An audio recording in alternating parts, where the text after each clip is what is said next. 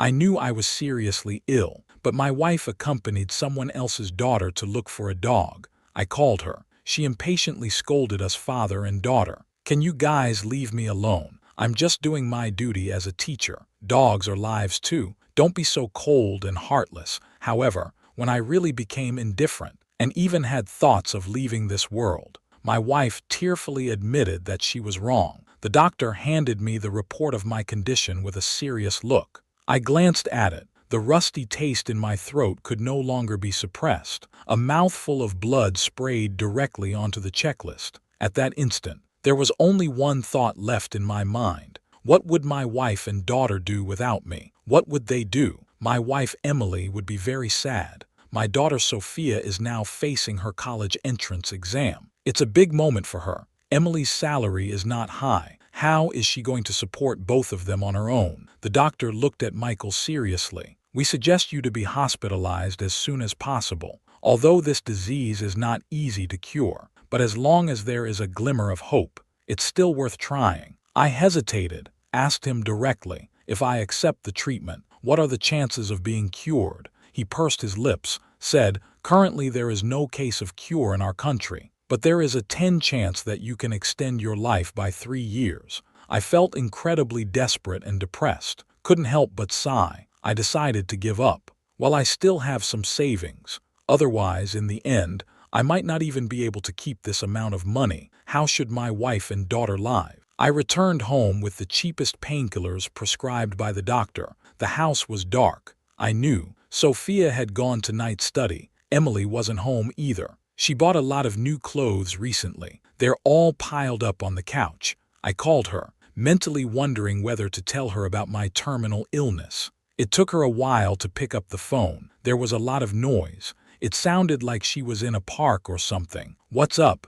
She sounded a little impatient. I'm working. Don't bother me. I'm a bit puzzled. She rarely works overtime, even if she does. She's just a substitute teacher at a high school. She shouldn't go to such a noisy place. Where are you working overtime? Where are you working overtime? I'll pick you up from work. Then we'll go pick up Sophia together. We'll have a late night snack together. We haven't eaten together for a long time. Someone seems to be calling her. She interrupted me in a hurry. Oh no, it's okay. I have to help Lily find her puppy. I just found out I'm sick. My mind was still a little spinning. The name Lily went through my head a couple of times before I remembered it. Lily. Is Lily Johnson. Is the daughter of David Johnson, Emily's knight in shining armor. I've been unwell for some time, but she hasn't taken it seriously. This morning, I wanted her to accompany me to the hospital, but she refused on the grounds that she had to go to work. Could it be that she went to find the white moonlight in her heart? Thinking about it, I felt another pang of discomfort in my throat. It was as if something was surging up.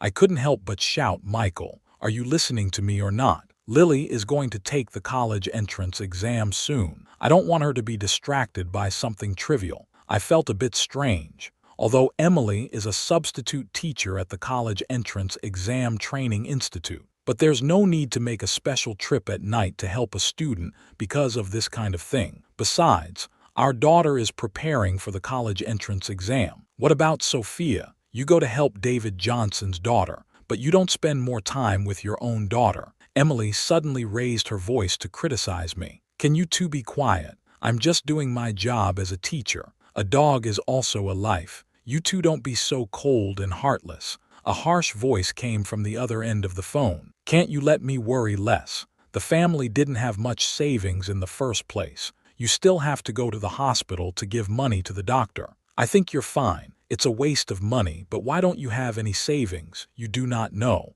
I answered silently in my heart. All the money I earn is spent on clothes and shoes and bags for Emily. One bag for her is enough to cover Sophia's living expenses for a year. At that moment, David Johnson's voice came over. Emily, I'm so sorry to bother you today. It's so late, you should hurry back. Don't let Michael wait, Emily replied easily. It's all right, he just talks too much. Let's get on with it. Finished. He shouted at me, it's okay, I'm hanging up now. 12 o'clock at night. Emily finally came back from outside. Sophia had just finished washing up. She was planning to review her English. When she saw her mom coming back, she happily greeted her. Mom, you're back. I got a question wrong. I don't understand it yet. Can you help me look at it? Emily pushed her away tiredly, says, let's talk about it tomorrow. I'm just too tired today. She walked over to the couch and sat down. Just as she sat down, she got a call from David Johnson. She said in a soft voice,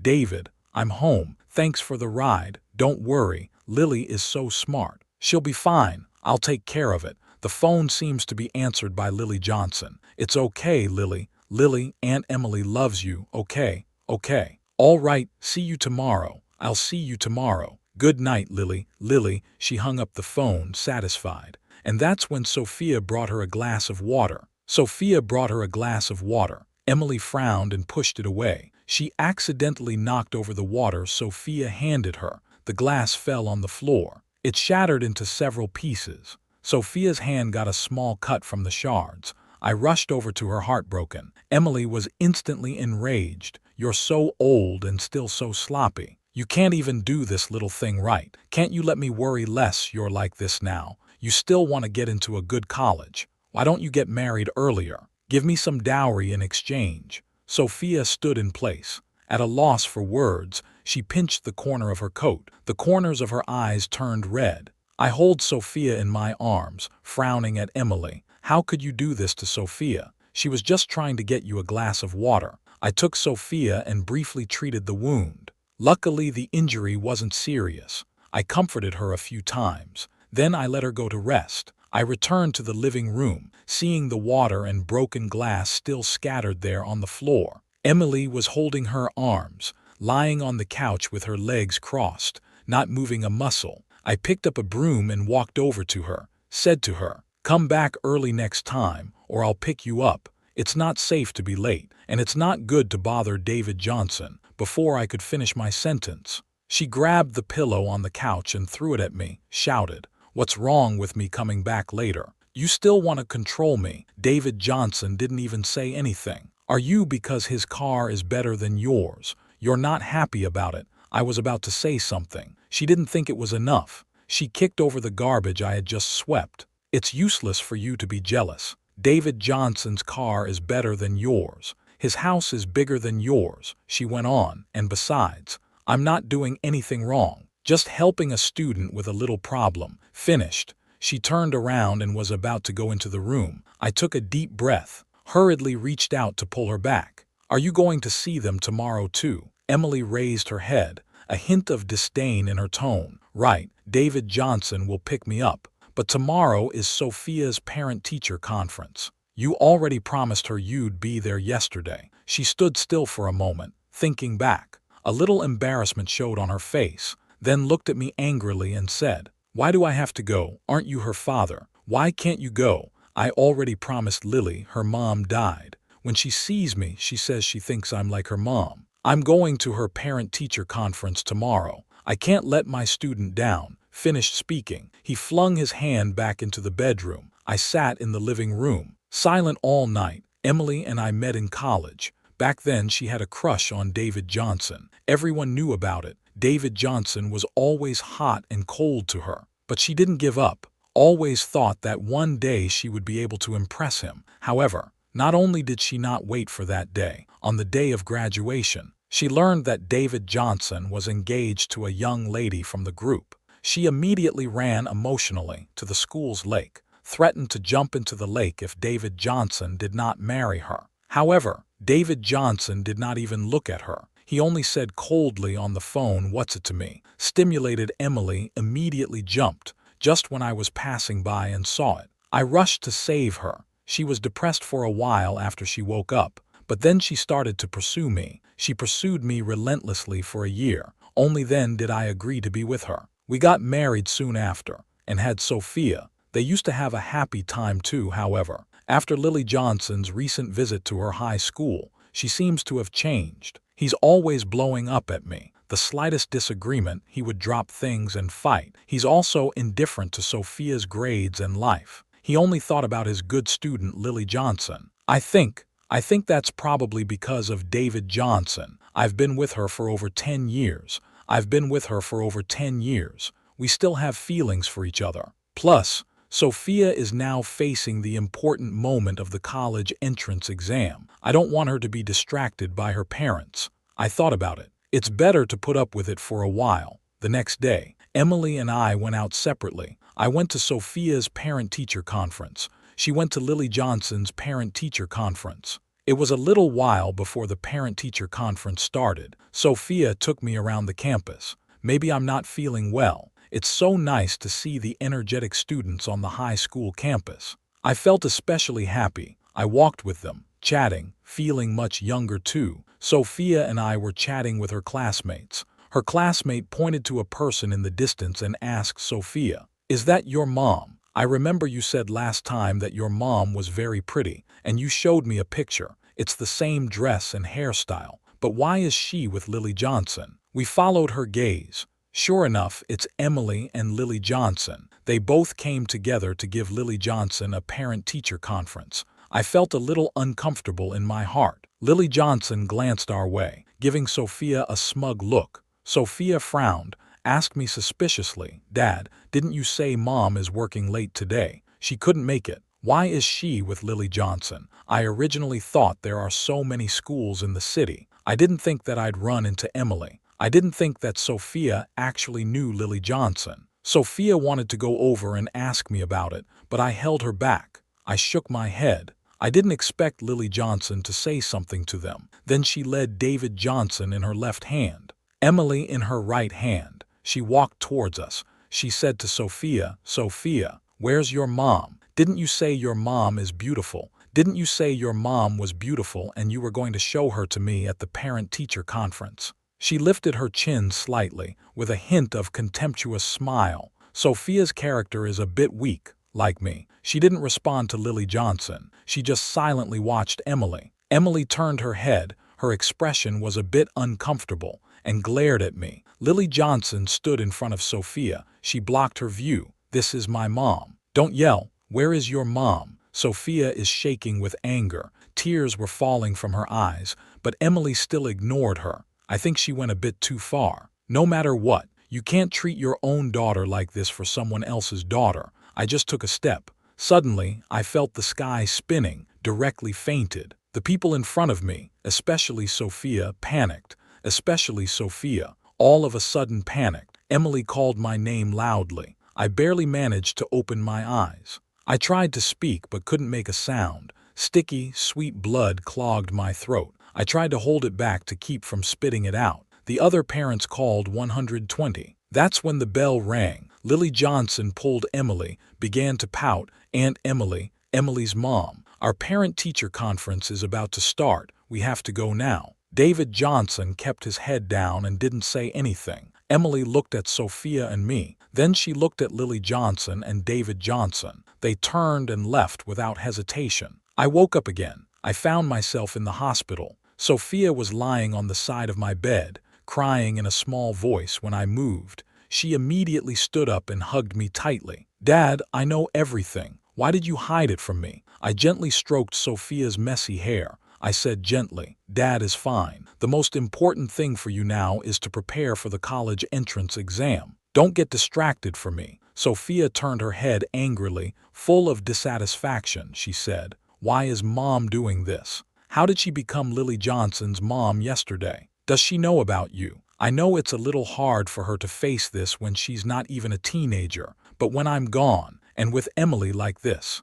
there's no way to provide for her. I have to get Sophia used to the pain sooner rather than later. Sophia, Dad may have to separate from your mom. If I leave one day, I'll leave you all my possessions. You have to take good care of it." Sophia cried and shook her head. She said loudly that she didn't want property, only wants me to stay alive. I couldn't help but shed tears too. I insisted on going home. The hospital couldn't stop me. When I got home, I saw Emily leisurely lying on the sofa eating fruits. Seeing me coming back, she looked at me with an unhappy face. "Where did you go in the past 2 days? Did you go out to play? I didn't even have any food at home. You know what, when you come back, hurry up and cook." I stood still. She grabbed the apple core in her hand and threw it at me, but it missed. She was about to get up and rush at me. I quickly grabbed her hand. I threw the divorce papers in her face. "Let's get a divorce," I said. Emily's eyes widened,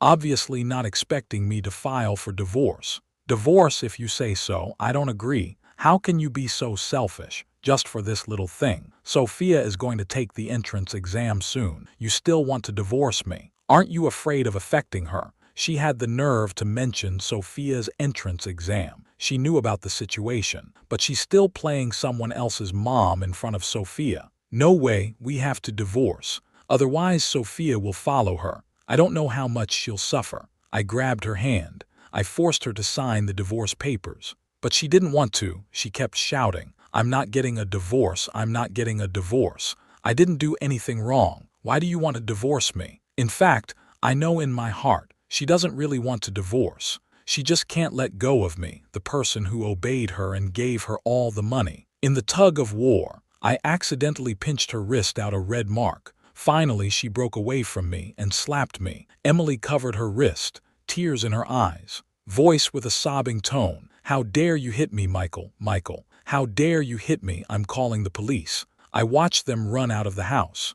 I suddenly felt very tired. I barely made it to my bedroom. I lay down on the bed, dreaming, Emily like a dozen years ago, smiling especially brightly at me. Sophia running around happily next to us. She found a litter of bunnies, excitedly running over to us and shouting, "Mom and Dad, I found Mr. Bunny's family." Emily gently touched Sophia. I gently held them mother and daughter in my arms. I said, "Let's leave them alone. They're just like us. They're a happy family." I wish I could stay in this dream forever, never waking up, but not for long. A knock on the door woke me up. Sophia had just come home. She opened the door, saw Lily Johnson standing outside the door, not a very friendly face. As soon as the door opened, Lily Johnson then slapped Sophia, shouting angrily, "Where's my dad?" Sophia freezes at the blow. Lily Johnson takes a step forward, stares at her and asks, "Your dad is missing. Why did you come to my house to look for it?" "My house sitter told me. It was your mom who came to my house to call my dad out, but he hasn't been home all day. He never used to stay out like this.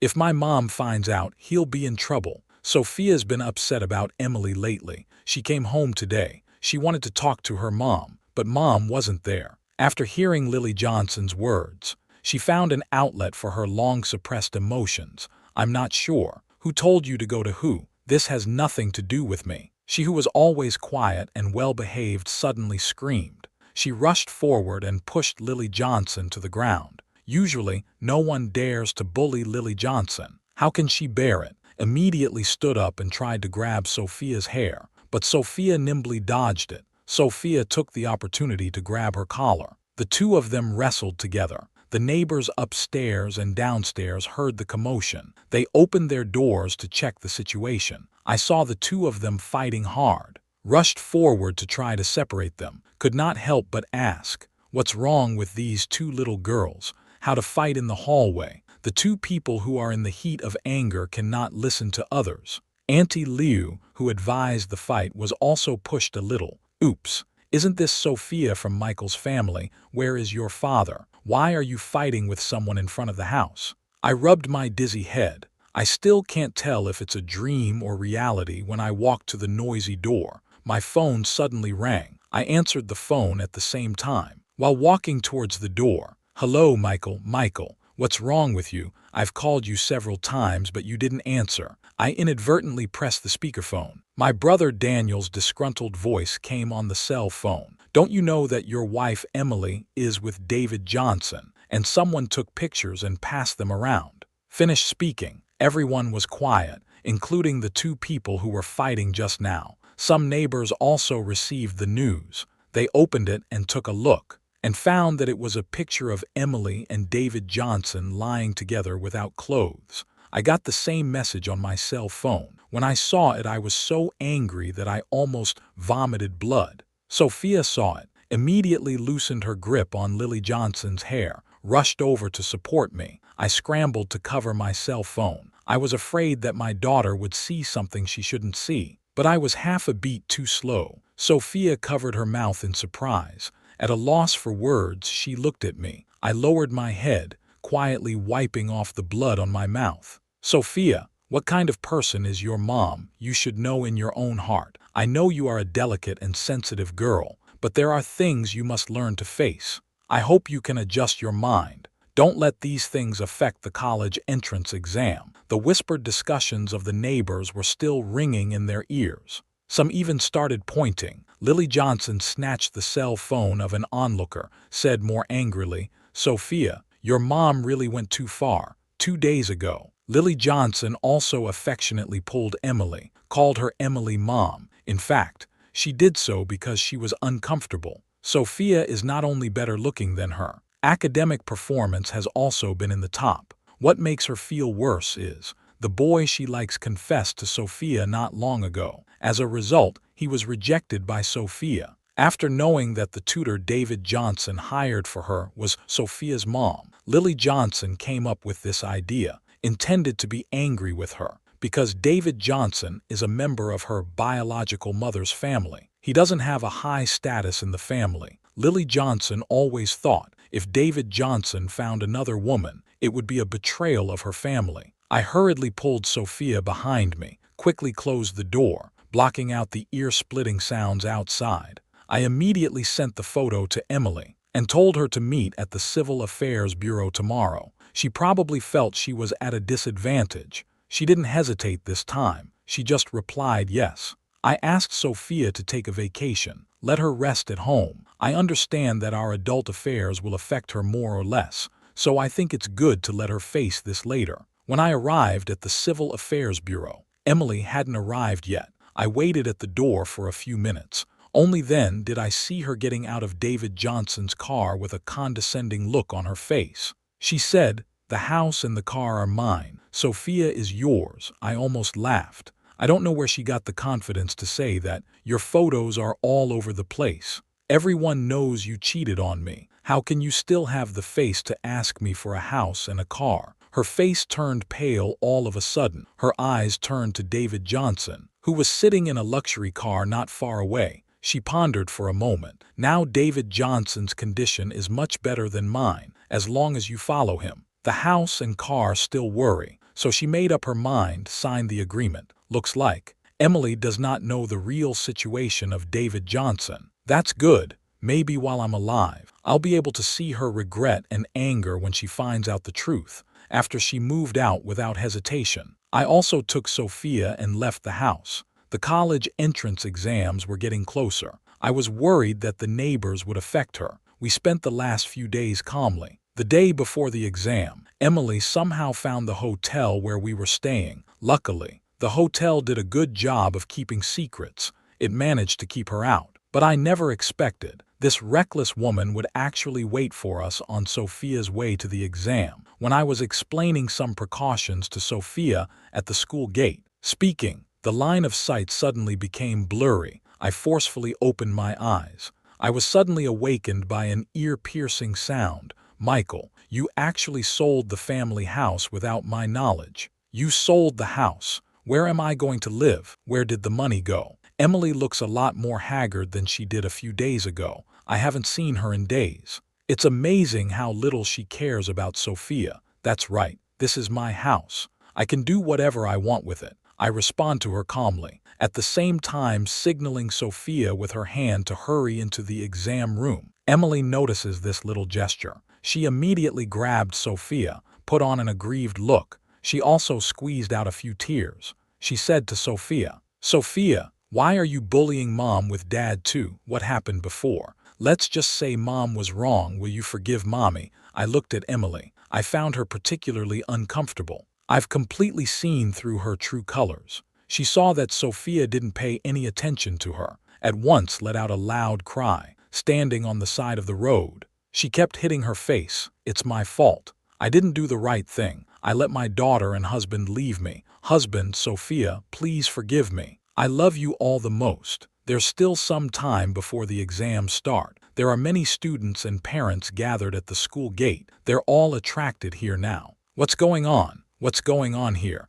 This woman's husband is too cruel. What did she do wrong? No matter what, you can't let your wife be beaten in public. An old woman said in confusion. Another, younger parent, bristled in disdain. Why did she have to make a scene at the entrance to the exam center on the day of the exam? Why didn't she do it earlier or later? She had to choose this critical time, no matter what. It shouldn't affect her daughter's exams like this, having a mom like this. It's really her daughter's misfortune. The other parents followed suit. Right, right. My mind was buzzing. All I could think of was that I couldn't let Emily affect Sophia. But Sophia was silent for a while. But Sophia, after a moment of silence, suddenly stepped forward. But Sophia, after a moment of silence, suddenly stepped forward and tightly held Emily's hand. Emily's eyes showed a hint of happiness. Said Sophia, Sophia, you are willing to forgive Mom, right? You're willing to let Mommy come home, right? Sophia suddenly grabbed Emily's hand. She pushed. Emily staggers back a few steps. Sophia says, Mom, this is the last time I'll call you Mom. I noticed large teardrops welling up in Sophia's eyes. She stubbornly wiped away the tears. Said, but what you have done to me, which one of them fulfills the responsibility of being a mother since I was a child? It was my father who gave me living expenses, but he was busy making money, so you took advantage of his absence to deduct my living expenses. I had to eat the cheapest food in the school cafeteria. You didn't take me to buy new clothes even though they've been short for years, but you always bought the latest bag of the season. I heard that Emily even deducted Sophia's living expenses. No wonder Sophia is always malnourished. I thought she was a picky eater. I didn't realize it was Emily. This kind of behavior is really hard to understand. Even animals know how to love their children. Then I had a parent-teacher conference. You didn't even come when you were free. You always said it was a bother. But when Lily Johnson called,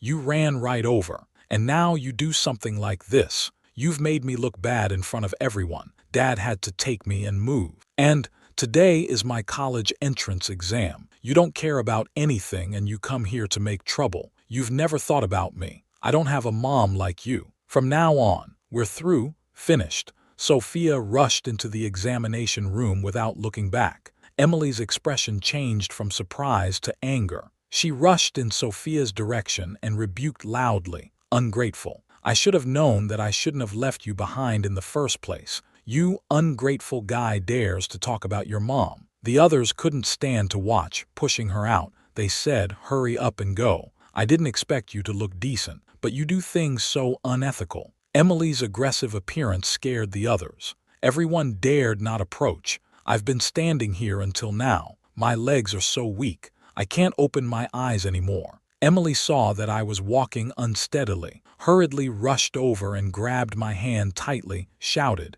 you do not go. She jumped over at once, pushed me to the stone pier in front of the school. I directly fainted. She screamed, oops. I didn't touch you, you fell by yourself, don't blame me. Anyone present who isn't blind, they should have seen her push. The school security guards arrived in time. Together with the group leader, they carried me to the ambulance parked in front of the school. Emily frowned. Also followed into the car. We quickly arrived at the hospital near the school. The doctor asked her what her relationship with me was. She answered straight away that she was a wife. The doctor listened and said, you're not doing a very good job as a wife. You know that your husband is seriously ill. Emily's eyes widened in surprise, covering her mouth in disbelief. This can't be, you must be lying to me. The doctor handed her the examination report. You read it yourself. She read it carefully. He rushed to my bedside. He said excitedly, Michael, you've got such a serious disease.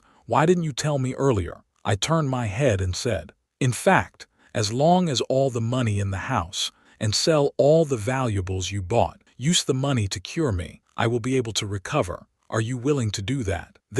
She was a bit hesitant. I sneered, no problem, as long as it can be cured. I'll do anything. I no longer believed what she said. She knelt by my bed, sobbing about her experiences these days. It turned out to be exactly as I had guessed before. That time, the photo of her and David Johnson was taken by David Johnson's father-in-law. The purpose was to discredit David Johnson, because David Johnson, in order to marry his rich wife, he used all means to make her pregnant with Lily Johnson. 2 years ago, his wife died tragically. The company was almost taken over by David Johnson. David Johnson started to be unscrupulous. He didn't even respect his father-in-law. He even thought of remarrying with his family's money. Lily Johnson, after Emily came to her house, his attitude towards her changed drastically, no longer as warm and fond as when they first met. Instead, he often lost his temper with her. Later found out, David Johnson's wife's death was not an accident. Rather, it was a murder planned by him. As a result, all his properties were confiscated. He was also imprisoned. As for Emily, naturally she was also kicked out of the house. She cried on me. "Hubby, I was wrong. I really know I'm wrong. Forgive me, okay?" I coughed out a mouthful of blood. It splashed on her face. "Go away. I will never forgive you. The thing I regret most in my life is marrying you." I called security, tried to get her out of the hospital. She refused to go, insisted. "I'm not leaving. I'll stay here and take care of you without me." "What will you do without me?" Emily knelt in front of me. She made a serious promise. "I'll just do some cooking for you. It won't bother you too much." I'd love to let her go, but I was too tired to speak. So for the past 2 days, she came over every day with fresh meals, eating happily in front of me. Those meals did look colorful and delicious, but I know with her cooking skills, she couldn't make it until the doctor came to check in. Happened to see this scene. He rushed over, said, "What's going on here? The patient is like this. You're still giving him these things to eat." Emily took the chopsticks. She asked with a bewildered look on her face, "What's wrong with these dishes?" "I think it's quite delicious." The doctor shook his head helplessly, said, "The patient's body is already so weak. It's best to eat a liquid diet. You have a lot of meat and fish. Too much seasoning. How can he digest it?" She hurriedly put down her chopsticks. She looked at me with some dissatisfaction, whispering complaints. "Why didn't you say earlier if you couldn't eat? I thought you were deliberately picking your food. Waste of money." The doctor felt helpless about it. Sophia came to pick me up as soon as the entrance exams were over. She followed my wishes. While Emily was away, quietly took me out of the hospital. I looked at her gratefully. I was speechless by then. I asked Sophia to take me back home. "I'm getting old. Just want to return to my roots, to be able to live in my hometown. It's a blessing." I finally left before winter. I left quietly. Sophia got an inheritance big enough for her to live alone for the rest of her life. Before going to college, she met Emily again. Emily emotionally clung to Sophia. "Where did your father go? Where's your father? Why are you avoiding me? I've been mistaken." Sophia pushed her away coldly. "Don't look for him. He has already left." Emily is in a trance. Her hair is disheveled. It doesn't seem to have been organized for a long time. "He's gone. Why don't you let me see him one last time? Even let me go to see him off." Sophia suddenly sneered. "You go to see him off? I'm worried that you'll tarnish my dad's path to reincarnation if he knew you were sending him off. I'm afraid he won't feel at ease over there either." Emily covered her face with her hands. She cried. "Then you tell me where his grave is. I'll go and pay my respects to him." "No need. My dad specially instructed me not to let you know where he is buried. Not to let you know where he's buried. If you really want to repent, go to a nearby temple and pray for him." Sophia finished, pulled the suitcase and was about to leave. Emily stopped her once again. "Where are you going? You don't want to leave here too?" "I don't think so. Sophia has gotten into one of the top medical schools in the country. She's going to be a great doctor soon. You don't have to agree. I was already an adult when you divorced. The household registration was moved out long ago. I have nothing to do with you now." Emily doesn't see any point in talking about it anymore. He stopped hiding. He asked directly, "What about the inheritance? Didn't Michael sell the house? That house should have my half, right? You give me the money, I'll let you go." She has a fierce expression, sitting nonchalantly on Sophia's suitcase. "You still mention this when you divorced Dad. Wasn't it because you cheated on him? That's why you didn't get a penny." Sophia kicked at Emily. Emily fell to the ground. Before Emily could get up, Sophia stopped a cab. She left without looking back. Emily could only struggle unwillingly on the ground, but in the end she got nothing.